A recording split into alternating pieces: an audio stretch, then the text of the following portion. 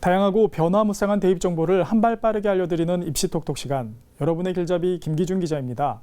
오늘 입시톡톡 시간엔 지난주 교육부가 최종 발표한 특성화 전문대학 육성사업 결과에 대해 자세히 알아보겠습니다.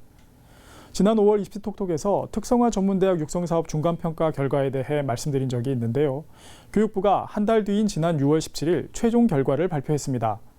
특성화 전문대학 사업은 전문대학의 경쟁력을 강화하고 산업계가 요구하는 맞춤형 전문 인력을 양성하기 위해 2014년부터 2018년까지 5년 동안 교육부가 한 해 2,970억 원씩을 지원하는 사업인데요. 이번에 교육부가 발표한 평가 결과는 3년 차를 맞아 실시한 중간평가에 대한 최종 결과입니다.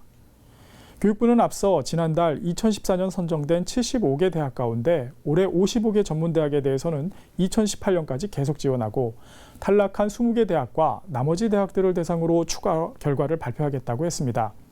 특히 이번에는 우수 사례 7개 대학도 함께 발표했는데요. 전문대학 지원을 생각하는 수험생들은 이들 대학을 잘 기억하고 있다가 전문대학 지원 시 참고하면 좋겠습니다. 그렇다면 교육부가 최종적으로 선정한 특성화 전문대학은 어디인지 화면으로 보면서 설명 이어가겠습니다. 중간평가에서 하위 30% 평가를 받은 20개교 가운데 15개교는 재진입에 성공했고 강원관광대, 농협대, 부천대, 제주관광대, 한국복지대 등은 탈락했습니다. 여기에 개원예술대, 조선간호대, 연성대, 강동대, 대원대 등 12개교가 신규 진입하고 2015년에 선정됐던 2개를 더해 총 84개 대학이 선정됐는데요. 전문대학은 모두 137개로 사실상 이들 대학은 정부가 인정하는 상위 60% 대학이라고 볼 수 있습니다. 특성화 전문대학 사업의 가장 중요한 성과는 취업률입니다. 해당 대학들은 2016년 취업률이 72.4%를 기록했는데요. 이는 2014년 대비 19.7%포인트가 오른 수치입니다. 교육부는 특성화 전문대학 중간평가 최종 결과를 발표하며 7개 대학의 우수 사례도 함께 공개했는데요.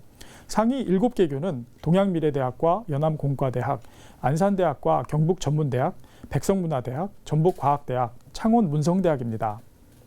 이들은 모두 2년간 우수한 사업 성과를 보여 매우 우수 등급을 받은 대학들인데요. 이들 대학들을 좀 더 자세히 살펴보겠습니다. 우선 동양미래대학은 프로젝트 수업을 강화하고 학생들의 국제전시회와 다양한 교내외 경진대회 출전을 지원하며 전문 연구 개발실도 운영하고 있습니다. 연암공과대학은 정규교육과 기업들이 원하는 주문식 교육을 연계해 학생들의 현장 실무 적응력을 키우고 있고요. 안산대학은 안산지역 국가산업단지를 중심으로 현장 실무역 직업 능력 교육을 하고 있습니다.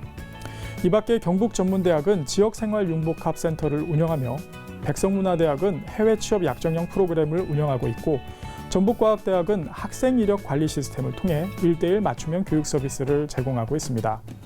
마지막으로 창원문성대학은 명장에게서 숙련된 기술을 전수받을 수 있는 명장기술 도제교육 프로그램을 운영하는 게 특징입니다. 최근 4년제 대학에서는 프라임 사업 등을 통해 사회가 요구하는 학과로 이동하는 현상이 활발합니다. 하지만 전문대학은 이미 취업에 맞춘 학과들을 운영하고 있는데요. 특히 청년 실업이 사회 문제인 가운데 70%가 넘는 취업률을 기록한 것은 분명 주목할 필요가 있습니다.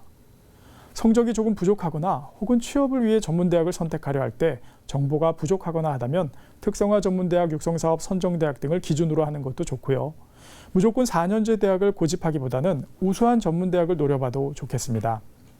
다만 취업이 잘 된다고 무작정 선택하기보다는 졸업한 뒤에 무엇을 할 것인지 자신의 진로를 진지하게 생각해보고 미래를 개척하겠다는 생각으로 대학의 문을 두드릴 필요가 있겠습니다.